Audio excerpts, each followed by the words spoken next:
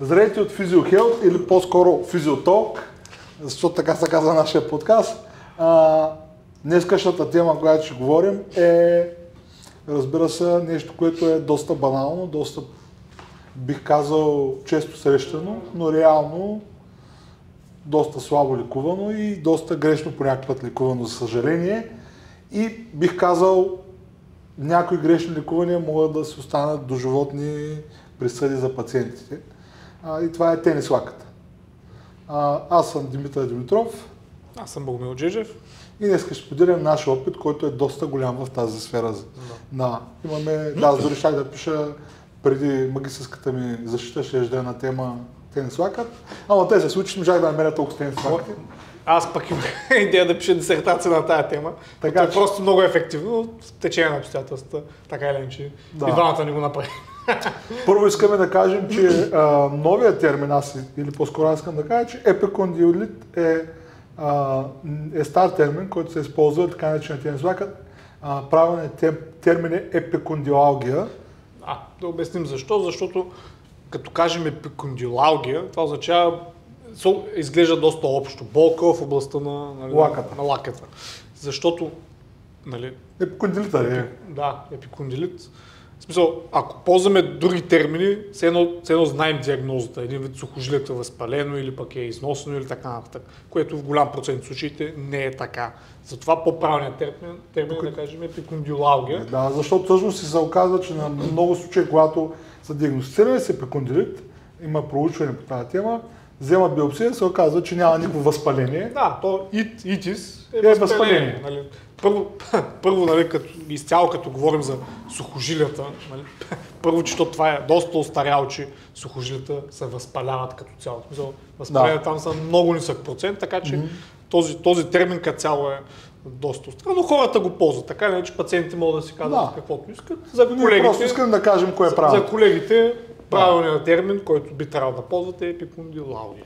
Защото има много структури, които могат да дават сходни. Нека да опишем сега. Аз ще кажа къде е локацията. Например, Бого ще разкаже какви са обикновено симптомите.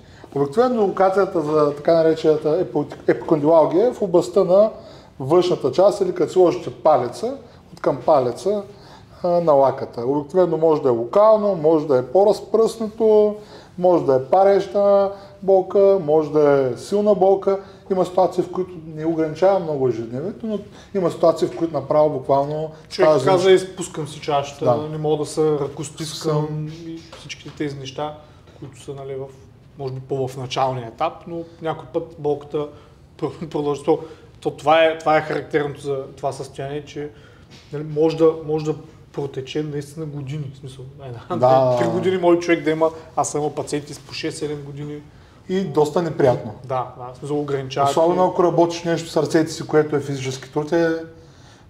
Аз лично имам спомен за една фотографка, която беше преминала през много работи. Един фотограф, който през цялото време трябва да държи. Това е буквално ти забаря целият живот, който си инвестирал, обичаш да правиш така нататък, ти убива бизнеса, убива ти, защото за нея беше и хоби и любов. И общо взето в някаква ситуация е доста гадно. Много професии има, заболекари, механици, хирурзи дори, в смисъл. И най-добрият хирург да си имаш такъв проблем, няма да ти е много адекватна работа, така че на пръв поглед нещо, не кой знае какво, може да даде супер голямо отражение на ежедневието на един пациент. Сега с извинение без да искам да обидя никой, и ако не гледат ортопедиш и ако го правите, ще ме извините, но за съжаление искам да кажа моля ви и пак ви моля, ако имате тенис лакът, не си бийте кортикостоид в лаката. Защото проучванията, които в Германия, примерно огромна част вече никой не прилага това от години, показват, че когато си набиеш кортикостероида, болката пациента се зарадва. Кефи се казва, гати яката работа, болката почти изчезва или изчезва. В началото. Да, и после след 2 месеца, ние много често вече, когато дойдат пациенти с тенис лакът след кортикостероид, голяма част от тях ги връщаме след няколко лечения, защото просто ние вече има ситуации, в които повечето не можем да ги повлияем. И това го говорят не ние, проучването, както е много специалисти в световен мащаб. Това е, разбира се, изобщо не идва от нас или от физиотерапевти, така нататък. Това е наука. Това е доказано, направени са проучвания в различни групи, на едните са им слагали кортикостероид, на другите не са им слагали, проследили са их за дълго време. Да. И ние сме достигнали до тези заключения, науката е достигнала на базата на опита. На опита, да. И на изследванията. Това работи, това не работи, това е вредно. Факт, че в медицината се променя доста динамично. Да. Неща, които преди с него сме правили, вече не ги правим. Неща, в които примерно менискоскопии, министри, които са скъсани, преди сме ги пращали, някакъв път ще говорим за тази тема. Аз сега вече пробвам консервативно, защото проучването сочи, че първо трябва да пробвам консервативно, както и с дисковите хернии. Много често при някои парези и така нататък, първата ни работа веднага да пратим. Сега в момента се променихме от години това, на базата, защото ние ходим на курсове, четем проучвания, развиваме се онлайн обучение и така нататък и виждаме, че това. И това е едно от нещата, които искаме да говорим. Затова казах, не се слагайте, защото на практика вие правите невъзможна нашата работа да ви помогнем. Така че тенис лаката е много важно. Това е първото нещо, което исках да кажа. Сега нека според теб да ти кажем,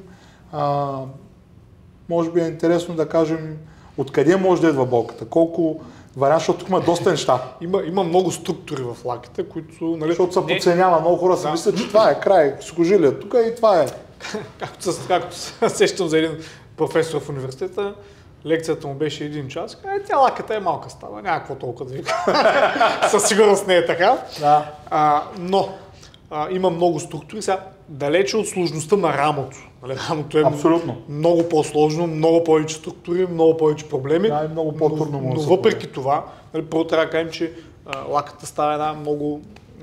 чувствителна става. Да, много плътна става и чувствителна. И има си специфичности при нея. Нали? Не търпи някои неща, други пък ги толера. Така че специфично, но откъде може да идва? Разбира се, може да идва от самото сухожилие. Дали е възпалено сухожилието или не е възпалено, това е доста дълбока дискусия, най-вероятно не е възпалено, така или иначе. Да. Но поради някакви повтарящи се движения, обикновено хора, които работят с ръцете си, повтарящи се ежедневни движения, те са доста по-предразположни. Естествено има и други фактори, свързани с травми, рязко натоварване, метаболитни нарушения, диабет и така нататък. Това всичкото, говорим като цяло, нали, не важи само за сухожилията на лаката, но като цяло, нали, тези неща са важни. Също други фактори са цигари, алкохол. Нали, хората не осъзнават, че това нещо може да им навреди и на мускулно-скелетната система, но това е много ясни проучване доказателства има на темата.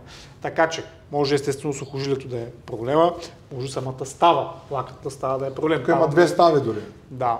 Са радионарната или... Радионарната е тази ставичка, която се завърта, а другата е тази, която е между лаката и предишната. Между двете големи кости. Големи кости. Така че оттам може да идва проблема. Също така може да идва, тук минават и нерви. Да, супинатор синдром. Да, може самия мускул да е притиснал нерва или пък нещо друго. Също така, нерядко пъти се случва, което е много очудващо, много впечатляващо за пациента и за терапевта. Болка от врата. Абсолютно. Ние си имаме такова право в терапията. Първо изключваш врата. Естествено, ако няма нещо ясно в анамнезата, човека е паднал. Тогава няма нужда да изключваш врата, но като цяло по правило е добре да... Нали... И аз съм мой един случай, ако трябва да бъда честен с рамото. Да, може. Тази болка може да ирадира от горни структури. Абсолютно. Това е. Така че, като дойде един пациент при нас, наш дълг е наше задължение да установим откъде му идва локално от самия лакът, от рамото предадена или от врата. Така че всичко това се включва в един преглед и в една диагноза. Абсолютно. Първия път. Аз мога да кажа, че тази диагноза е много... Тази диагноза като видя един пациент може много да ме зарадва и много да ме затрудни. Това е от малкото диагнози, които бих казал, както са много благодатни, така и могат да бъдат много трудни за лечение. Има ги двете крайности. Вярвам, че той и аз сме се сблъскали.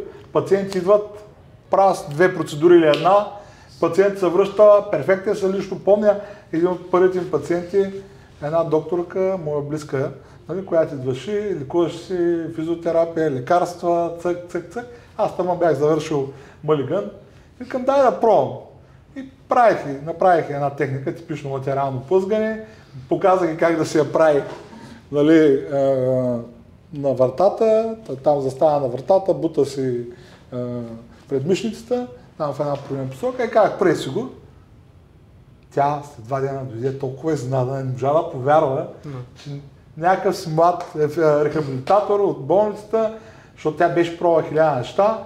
От тогава тя не спря да ми плаща пациенти, като нещо е заболи, винаги да ще при мен.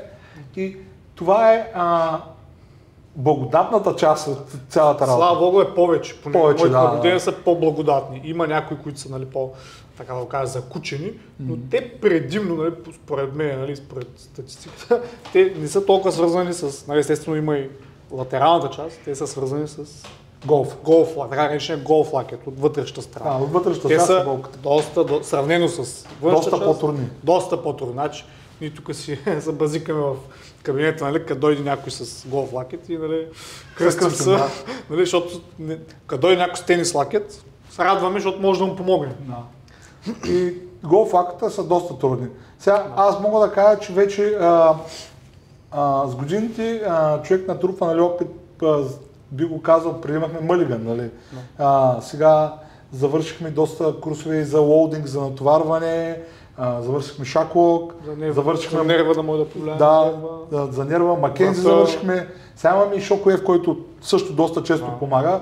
Така че, както казваше Тоби, когато отидеш при един майстор, ако има един чук и той със всичко оправя с чука, и двигателя, и боята, и токовете, и все с чука блъска, шанса да оправи токовете с чука е много малък. Но когато имаш повече комбинации и повече опции, тогава виждаш по-широко нещата и имаш, разбира се, успеваемостта е по-голяма. Това не значи, само искам да кажа от моят път, че въпреки това имаме пациенти, които не можем да повлияем, но тенис лаката е ситуация, в която е хубава и е важна, но искам да кажа аз лично от моя опит по-скоро, че е важно и много домашните упражнения, нали, дам. Защото това е място, където постоянно, особено ако е десничар човек. И не знам ти какво ще кажеш, но също менеджмента на натоварването и контрола също е голям казус при пациенти, примерно един механик, който по цял ден стиска и ти правиш нещо и той после отиде цял ден работи. Там шанса да помогнеш на този човек драстично намаля. Защото това е все едно да не знам как да го кажа, като пример да дадеш да зашиш една рана и той вместо да се почува, той да отиде постоянно да я движи, тя много ясно, че няма да зарасне. И по същия начин е за травмата. Ти, може би, ако имаш някакъв спомен, кой ти е най-впечатляващия случай? Да, аз ще те питам също. Първо да кажа, че, нали, особено с Мълиган, нали, това е мануална терапия, която правим, хубавото е, че правим директно върху... Човека ми показва, боли ме като си дигна чашата и ние правим техниката и той си дига чашата. Да. И така един от готините ми случаи беше дошло едно младо момиче при мене. На пръв поглед не изглеждаше, но занимаваш се с бойни спортове и то с саби. Сега не искам не мога да сетя точно какъв беше спорта, но беше нещо свързано с саби. И каза, нали, като правя някакви движения с сабята, ме боли. Естествено по протокол изследвах я, изчистихме болката в обикновени движения, намаляй, но въпреки това, като правиш с сабята, я болеше. И казах, донеси си сабята следващия път и направих и техниката и тя си нали, с сабята размяташе. Естествено се бъзиках да не ми отсече главата случайно. Нали, тя беше за тренировки сабя, но правихме точно това, което я боли с техниката плюс на Мълиган. И тя трябваше да се явява на някакъв изпит по спорта и изпитът беше съвсем скоро. В смисъл след 1-2 месеца нещо от сорта и ако трябва да правим така стандартното лечение, със сигурност няма да се оправи до тогава. Но благодарение на тази манотерапия, може би 3-4 пъти всичко мина. Не знам дали се е взела изпита, да си го е взела, но със сигурност болката нямаше болка накрая. Иначе най-фрапантният ми случай, може би, беше ми дошъл в стария кабинет, няма значение, един японец. И така, помня го още. Човека дойде с, очудващо за японците, мислех, че са по-точни, дойде с 15-20 минути закъснение. И ми каза, трябва да тръгна след 15 минути по-рано. Един вид имах нещо от сорта на 20 минути, а пък не знаеш, че тестваме, разпитваме. Нашия термин на терапия е 1 час, нали, да го направим като хората. И аз, нали, притиснат от времето, казах, окей, нали, директно на тенис лака, дай ще направя това, което най-много се очаква да помогне. Направих му, нали, протокола, болката му изчезна на мига изведнъж, той супер много се беше очудил, правеше там някакви бои неща да види дали му се провокира, не му се провокира. Дойде само един път, само за 20 минути и го бях видял след 2-3 месеца, може би случайно по улица, защото все пак, нали, няма много японци във Варна. Нали, познах го веднага и го питах, нали, как ти лаката, каза, че няма абсолютно никакъв проблем. Че беше за мен, естествено зарадвах се и му очуди, но, нали, човек, който вече е работил толкова много с тая методика точно, нали, той не на празно Брайан Малиган казва Miracle a day, едно чудо на ден. Нали? Това беше моето чудо за този ден. И да, може би най-фрапантно съм, но както ти каза, тенис лакета е нещо, което, нали, наистина му се повлиява. Нали? Едно от нещата, които нали, имаме патологии, проблеми, когато човек като дойде, нали, и на нас не е тегаво, и на пациента му е тегаво, и не винаги върви добре, някой път не се лекува, менежира се, трудно. Това е патология, която много често бързо и лесно се оправя и хубавото е, ако ползваме Малиган, естествено, е, че терапията е без болка. Да. Това е хубавото. И се вижда резултати на момента. Резултата на момента, нали? Вади сабята, боля, Другите големи плюсове е, че има неща, които може да ускорят процеса. И когато даваме упражнения, аз искам да кажа нещо, което е важно за мен. Когато даваме упражнения, било то неща не е, защото искаме да ви направим живота труден или там да се мъчим, и защото нас намързи. Идеята е да спестим време. Защото вместо да дойдете 5 пъти тук, може да го направим за 2 пъти. Нали? И другата причина да слагаме другото нещо, което правим, ние слагаме тейп, който задържа резултата. И разбира се, можем да допълним с Shockwave и с други методи, ако се налага. Лазер по някакъв път, когато е много чувствителен. Това е хубавото, когато комбинираш нещата, или пък случая. Аз имам 2 много интересни случая, в които се провалих, после разбрах, що се провалих. Човек трябва да е достатъчно скорен, за да споделя и провалите си, защото истината е, че не всеки път успяваш да помогнеш на пациента. Единият случай имах един пациент, който по време на терапията се повлияваше, идваше, аз пак правех, аз съм много упорит човек и над такъв. Трябва да стане, защото става, получава се. Той имаше на 2 лаката, правихме всякакви работи, ставаше по-добре, обаче се задържаше малко. И след време човека, нали, реши да пробва, отиде на ревматолог, оказа се, че има бактерия. Обаче нямаш как да знае, нали, смисъл ситуация, това е много специфично. Затова казвам, че човека е космос. И по някой път отчудващо какви неща могат да се случат. Нали, човека си беше дърводелец, работеше редовно и аз викам дърводелец, работи с ръцете си постоянно. Типично, нали? Той казва, като прави диско, викам, явно се е претоварял, имаше някаква история, която беше типична. Другия случай, който беше много специфичен, е мой пациент, който го работих, накрая се оказа супинатор синдром. Нали?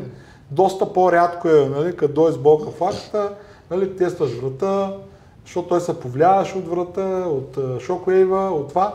И мой близък познат, тук накрая от тестовете, като го пратихме на МГ, се оказа супинатор синдром и там просто лечението е съвсем различно от Малиган. И примерно това са едни от 2 фрапантни случаи, в които съм се борил зверски много да помогна на пациента. Иначе като случай съм имал, аз причината да напиша тенис лаката, защото съм имал немалко случаи, в които буквално съм идвали в една процедура, повечето хора някакъв път не ги виждам и викам, нали, като бях млад специалист, към тези хора явно не са доволни от мен, не се връщат. Виждам ги по улицата, после казвам, не мина, аз просто спрях да идвам. Да кажа между другото на пациентите, като правих така, не е много готино, звънете едно телефон, че нали, мина ми болката, да знаем ние, защото ние мислим, нали, нас не тук. Това е обратна връзка, която и на нас не е много ценна. Да може да се подобрим, да знаем, че това нещо работи или пък евентуално не работи. Така че от един път, нали, просто трябва да дадете шанс Да знае поне. Да знаем. Да, но по принцип не е добра практика това, защото хубаво поне 2-3 пъти да го проследим. Трябва да се проследи. Да, защото имаме и случаи, които пациентът се подобрява, спира да идва по свое желание, обаче остава нещо малко и примерно след 2-3 седмици се връща и е пак в старата ситуация и казва, нали, нямам ефект. Не, ти имаш ефект, просто не сме направили докрай лечението. Или може би, нали, нерядко се случва пациенти да не спазват нашите препоръки, както ти каза, менежирането на натоварването. Един вид трябва да се ограничи за известно време и плавно се дигне. Или пък не си правят упражнението. Искам да кажа това, което преди малко ти каза, нали, за упражненията. Аз така им го обяснявам и на пациенти и така го мисля, че нашите упражнения са все едно вие да отидете на лекар и той да ви изпише нещо, някакво хапче. Антибиотици, така да. Изписва ви хапче, което трябва да го пиете преди хранене в 12 часа и в 5 часа, примерно. Не знам. И както си пиете хапчето, и това ще ви помогне, така си правете и упражнението. Абсолютно също е. Просто нашите хапчета са упражнения. Какво е предимството на упражненията спрямо хапчетата? Нямат странични ефекти, нали, поне не толкова, ако са правилно предписани, и са безплатни. Да. Защото никой не ви таксува пари вкъщи да си правите някакво упражнение. Нали, това е, аз мисля, че просто е доста подценявано. Да, човек си каже, аз си упражнение, нали, не вярвах, че ще ми мине, или пък сега упражнение ми има. Той хапчета, но това е, според мен, може би някаква черта на България.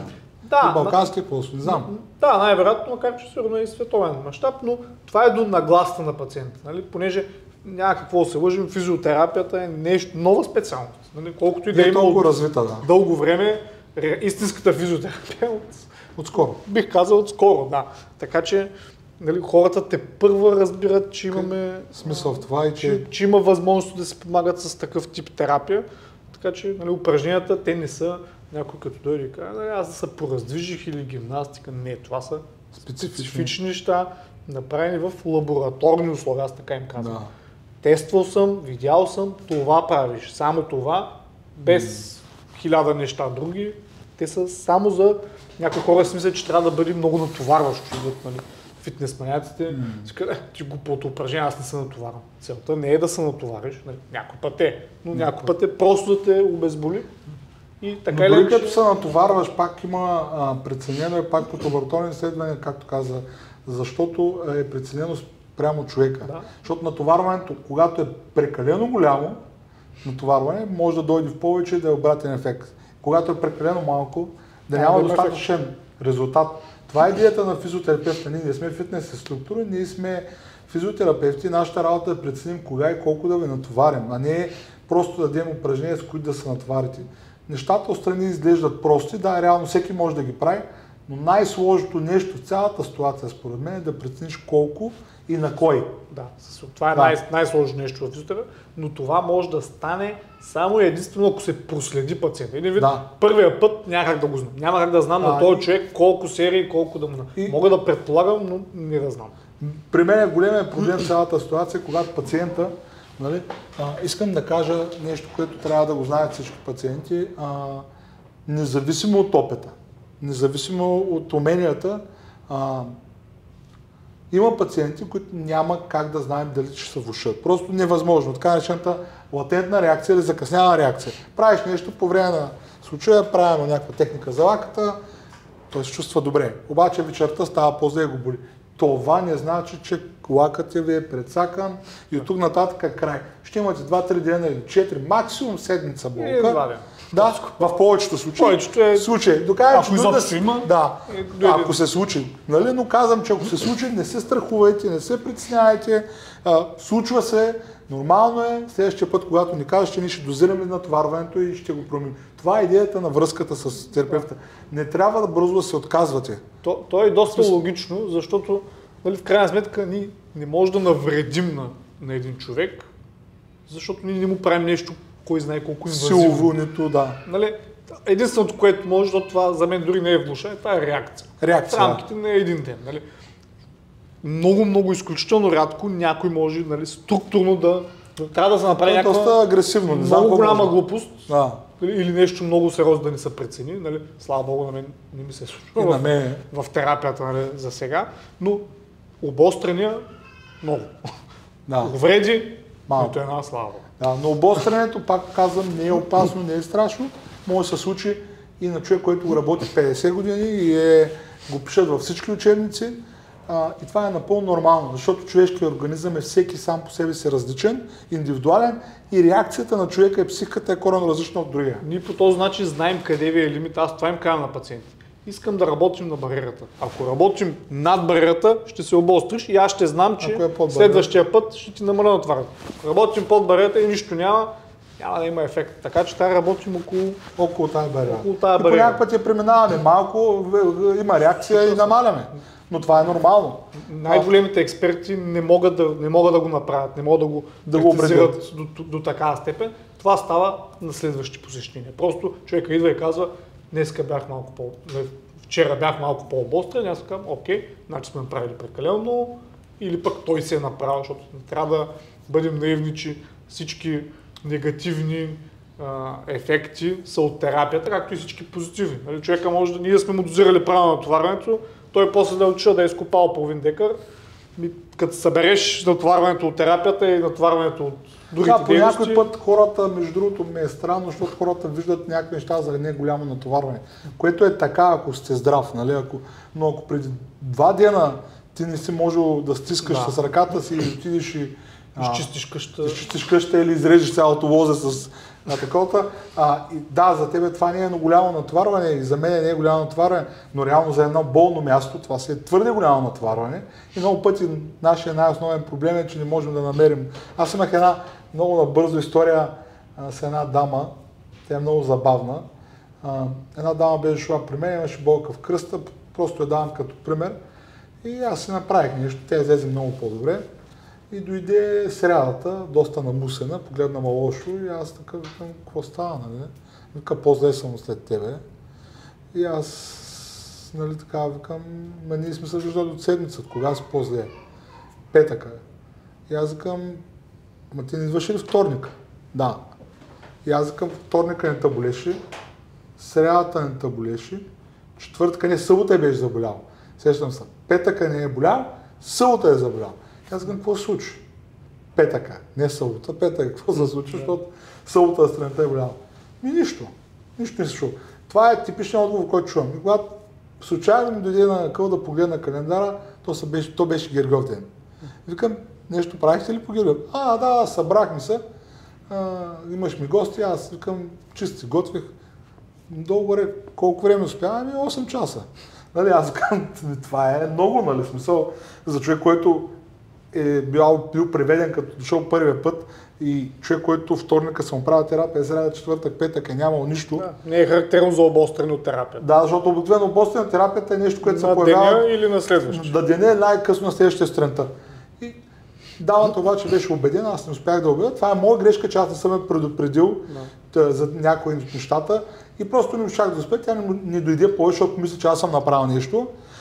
Но това, което искам да кажа като пример, нали, като обяснение за този лоудинг. За вас това не е много, но за вашия кръст в този момент е много. Да. Или за вашия лакът, или за ваша ръка. Така че важно е да слушате много внимателно, според мен, в тези ситуации, за да не удължаваме времето, нали, защото ние искаме като специалисти, аз честно, и вярвам, че и той, и всеки един терапевт на нашите, колкото се може по-бързо да изчистим вашия проблем. Сигурност.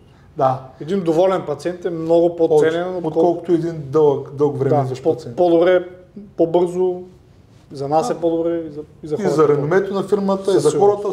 Нямаме минуси тук. Няма причина да го правим. И това, което исках да кажа е, че за да може да го направим, според мен просто трябва да слушате тези превенции, които ни казваме и насоки, които трябва да правите. Защото те са, между другото, в много отношения, свързани с мускулоскелетни проблеми, едни от основните, може би едно от най-важните основи да има добро лечение. Да има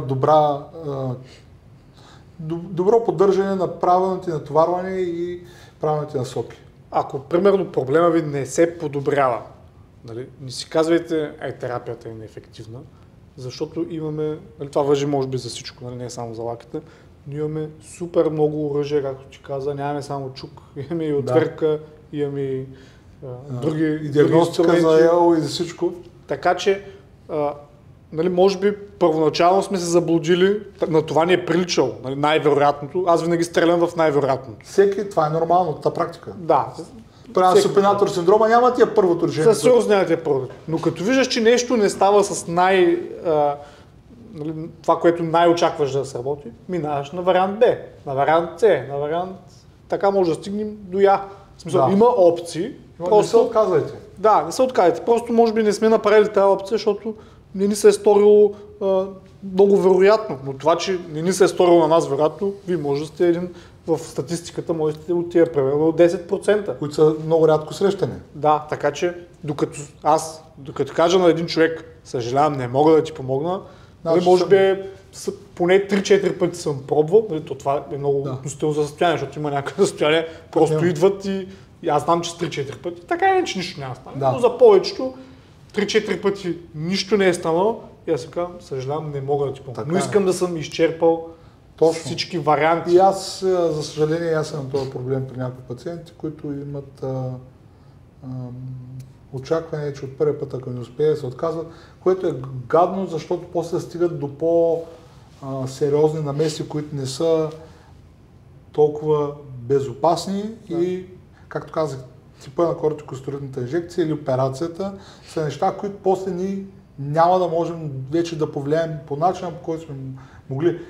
Да кажа нещо, което вярвам, че и Боги е съгласен, е, че всъщност в цял свят първо се прави физиотерапия, после по-сериозни кортикостероиди и накрая операция. Никъде в Германия, или говоря световно ниво, никой не почва с най-агресивния метод. Това са гайдлайните в медицината, абсолютно всеки завършил, дори не завършил медицина, го знае, със сигурен съм, че го знае. Това са етапите. Консервативно, нали, най-малко инвазивното и следващи стъпки. Да. Естествено, ако е нещо спешно, нали, никой няма да чака нещо. За мен лично... Тия проблеми със сигурност не са спешни. За мен лично най-малко инвазивното и най-малко със странични ефекти е физиотерапията. Няма просто, кой знае, единствено нещо, което може да случи, да боли 2 дена ръката повече. И то това ще премине. Да, не стига, че е най-инвазивно и най-безопасно, ами може би е най-ефективно за този тип проблеми. Нали? Тенис лака, да. Тенис лакът и други мускулно-скелетни проблеми. Нали? Хората по цял свят търсят, нали, на нашите колеги в чужбина услугите първо. Нали? Ние знаем, че в Германия... В Германия на второ място... Не, първо място. На първо място, да. Повече от личен лекар, да. Да, най-изписаната рецепта, нали, за препращане е към физиотерапевт. Дори в едно малко село има по 2-3 практиса. Значи, като съм ходил в Германия, може би ти ще потвърдиш, там са под пъти на път. Да, както тук има магазини, там има клиники. Супер разпространено и има причина. Там хората не са толкова глупави да си харчат парите за нещо неефективно. Да. Те правят проучване и казват, това е неефективно, не го правим. Щом предписва толкова основи, значи е ефективно. Да. И аз така мисля, понеже Германия мога да кажа, че се води като една от най-добрите държави с медицински услуги. Харчат силно парите хората. Да, защото те вярват, че ако един здрав човек е по-полезен за държавата, отколкото един болен човек. Да. И много повече пари, осигуровки и всичко ще даде и ще изхарчи за държавата, отколкото един болен човек, който единственото нещо, което ще направи, ще бъде в тежест на държавата. Да. И в тежест за себе си и на семейството си. Да. Така че казваме го с смелост, че не само в това, но в тенис лаката е нещо, което има изключителна ефективност, стига да не сте били кортикостероид, нали, защото там сме доста вече обесилени. Пак е възможно да се получи. Да, имаме успех, но доста е по-трудно. Доста по-трудно и по-дълго просто. Но признай си, като дойде ти каже и ти с леко си вече с намален капацитет на работа. Идва, нали, като разбере, че е с тенис лакет, нали, кондиология. Престискай зъби. Не, казвам си, супер, нали, ще мога да повлияе, като каже, правил съм инжекция. Усмивката ми изчезва. На мен, да, за съжаление. Но това е сега. В крайна сметка нещата се променят. Вярвам, че в България ще се променят. Да. И това ще се подобри, няма да има толкова. Но ние правим тези подкастове, за да информираме, да ви обясним как минаваме, какво се сблъскваме, през какво преживяваме, да ни опознаете малко и нашия начин на живот и най-вече да ви помогнем на вас с съвременна информация, която вярваме, че независимо Америка, Германия, Австралия, това са държавите, където работят по този начин, защото ние се учим от тези хора. Ние отдавна сме изчерпали курсовете в България и масово курсовете, които ходим, са свързани с специалисти, които на световно ниво и търсим просто най-доброто и споделяме на вас най-доброто. И това, което нали, ти казва, постоянния апдейт, постоянно... Медицината е много бърно и нещата, които нали, в момента се говорят, може би до 10 години не са актуални. Така че... Просто има по-добри неща. Да, ако нали, ние не следваме тази тенденция... Просто пример за инсулта, преди никой не натоварваше силово, сега вече се натоварва. Преди се говореше, че трябва да чакаш 2-3 месеца да почнеш да ги рехабилитираш, сега ги почват възможно най-скоро. И много такива примери. Така че това е медицината. Хубавото е, че се развива, хубавото е, че има проучване и хубавото е, че има хора, които я развиват. Така че добрите държави са държави, където медицината е на високо ниво. Ние гледаме да ги следваме. За мен призива в този подкаст е пробвайте първо кинезитерапия, физиотерапия, преди всичко останало за тенис лаката. Имате ли болка, престискане, при вдигане, при каквото и да е свързано в областта на лаката, пробвайте първо физиотерапия. Това е опит, който 12-13 години, боги 10 години, 20 годишен общ опит и двамата може да се съгласим, че може би най-висока успеваемост има това.